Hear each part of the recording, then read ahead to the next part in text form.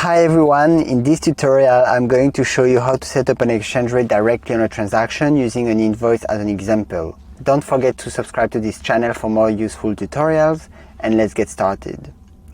So here I'm on the invoices screen and I'm going to create a new transaction.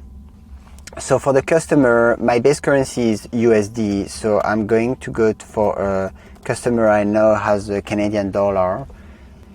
And for the purchase orders, you also go into the items sub-tab, but for vendor bills, I think it's in the primary information section of the bill. So you just locate that exchange rate field.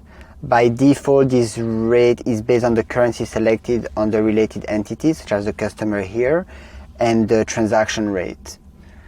If you find this video helpful, please like it. So you just enter the new exchange rate in that field to the one that you desire.